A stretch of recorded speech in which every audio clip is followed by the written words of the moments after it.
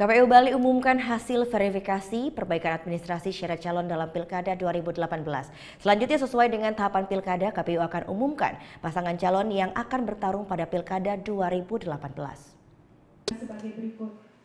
Yang pertama adalah KPU Provinsi Bali kembali menggelar rapat pleno terbuka terkait hasil verifikasi perbaikan administrasi syarat calon dalam pemilihan gubernur dan wakil gubernur Bali di kantor KPU Provinsi Bali Senin siang.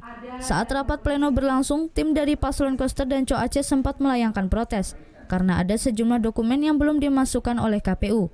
Namun pihak KPU langsung memperbaiki atas kesalahan teknis tersebut. Sementara dari hasil verifikasi, semua persyaratan administrasi untuk ditetapkan menjadi calon gubernur dan wakil gubernur sudah lengkap dan terverifikasi. Kalau kami lihat ya dari dokumen yang diserahkan, baik pada kesempatan pertama terkait dengan syarat pencalonan dan syarat calon, kemudian setelah dilakukan perbaikan, memang sudah dapat disimpulkan bahwa semua dokumen ya dari kedua bakal pasangan calon ini sudah lengkap dan memenuhi syarat. Selanjutnya, KPU Bali akan mengumumkan secara resmi pasangan calon yang akan bertarung di Pilkada tahun 2018 pada tanggal 12 Februari.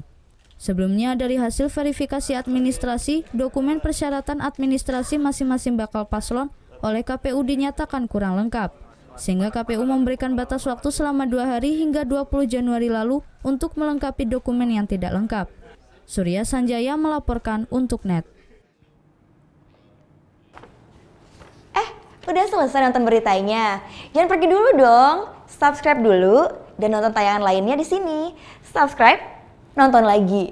Subscribe, nonton lagi.